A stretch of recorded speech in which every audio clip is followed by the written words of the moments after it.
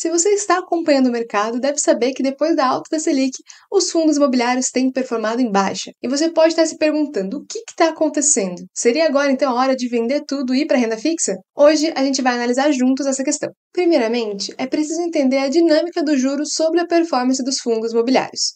O IFIX ele tende a performar de acordo com a dinâmica dos juros futuros e não da taxa Selic dos juros atuais hoje. E nós precificamos a curva futura de juros através da NTN-B 2035, as taxas desse título. Recentemente, na última semana, inclusive, nós vimos esse título chegar a uma taxa de IPCA mais 6,4%, o que é uma abertura bem relevante. Quando a curva futura de juros se abre, os fundos imobiliários tendem a cair, porque a renda fixa fica mais atrativa, então é possível você ganhar um bom rendimento com um investimento de baixo risco. E por isso, a renda variável, como ações e fundos imobiliários, se tornam menos atrativos e tendem a cair no mercado. Agora, a Selic subiu agora, existe uma perspectiva de que ela continue subindo e a curva futura tem se aberto aí nos últimos dias.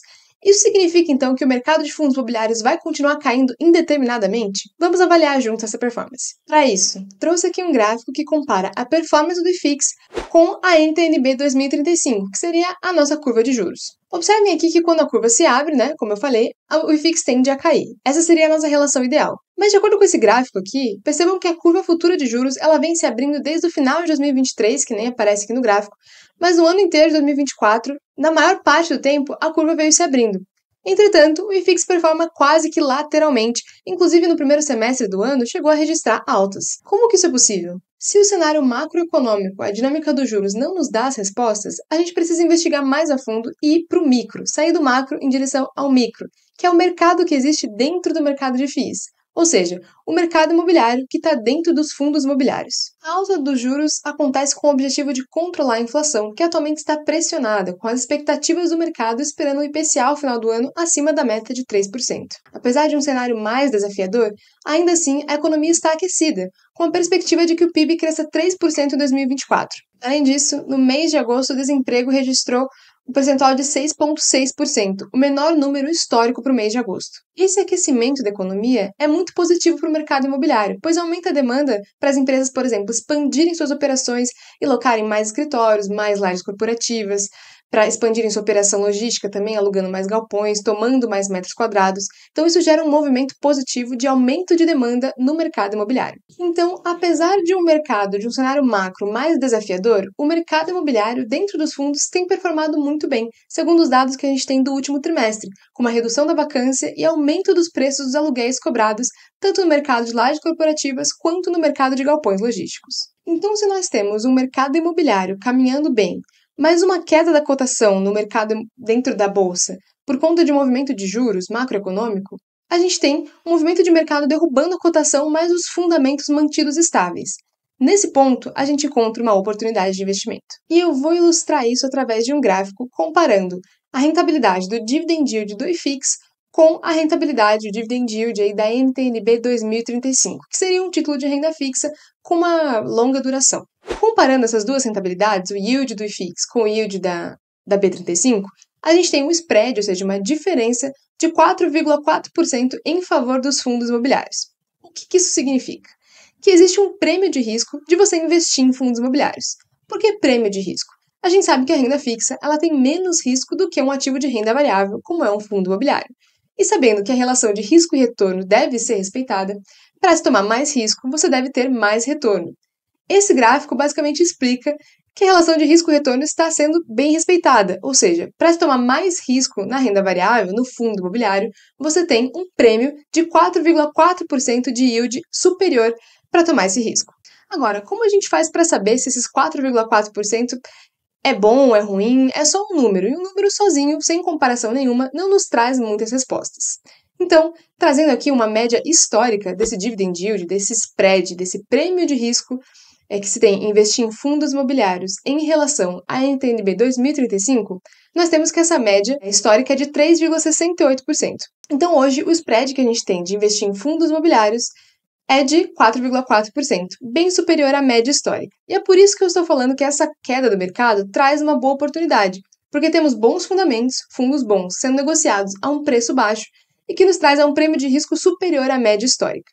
Então, a rentabilidade de se tomar risco nos fundos imobiliários tem compensado acima da média. Você também pode estar se perguntando se, nesse momento, com a alta da Selic, por que até os fundos de papel estão caindo? Não era para eles serem beneficiados com a alta dos juros, afinal eles investem em renda fixa? Primeiro a gente precisa lembrar que os fundos de papel não são todos iguais. Existem os fundos que são indexados ao IPCA e aqueles indexados ao CDI.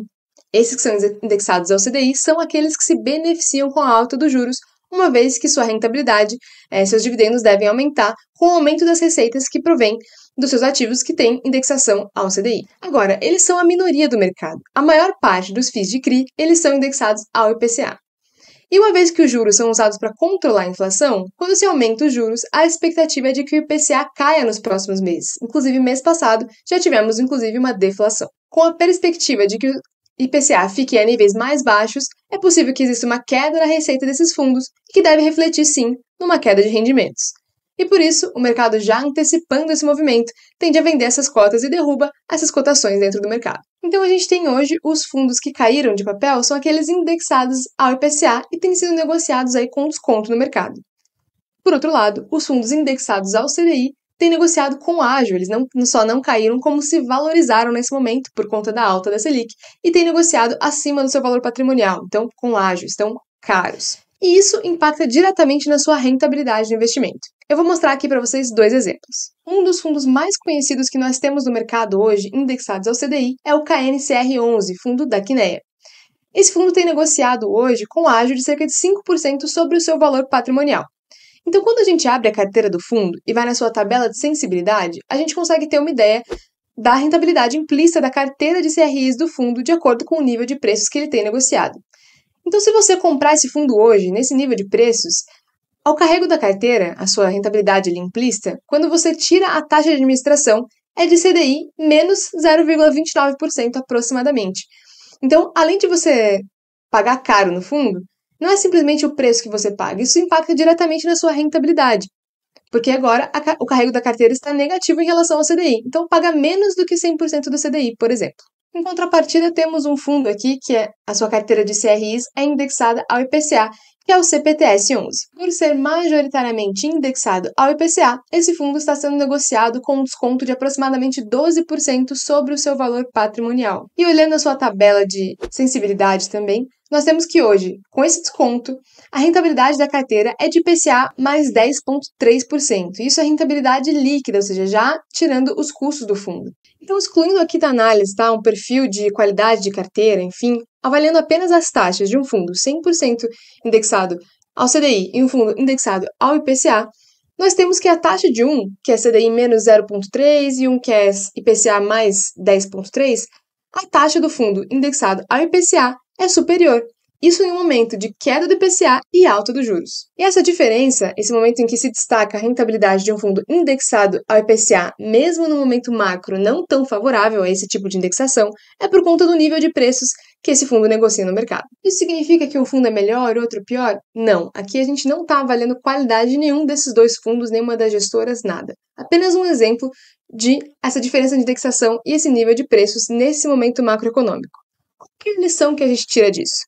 Não saia mudando a sua estratégia de acordo com cada notícia que você vê sair aí nos jornais. Você pode acabar achando que está fazendo um movimento tático, seguindo uma nova estratégia macroeconômica e acabar comprando caro um ativo. E tentando melhorar sua rentabilidade, você pode acabar comprando caro e impactando sua rentabilidade negativamente. Portanto, diversifique e não se desespere com o sensacionalismo muitas vezes trazido nas notícias. Mantenha-se firme nos seus aportes e invista independentemente do ciclo econômico, mantendo uma boa diversificação, não só entre indexadores, entre fundos, entre segmentos, entre classes, mas entre ativos, renda fixa e fundo imobiliário e ações, e o que fizer sentido para o seu perfil de investidor. Ficar tentando mudar de estratégia o tempo todo, de acordo com mudanças macroeconômicas, é como correr atrás do vento. É muito difícil você acertar. Esse foi o vídeo de hoje, eu espero que você tenha gostado, e se você gostou, clique aqui no like nesse vídeo, que ajuda muito ao conteúdo do Clube FI chegar a cada vez mais pessoas.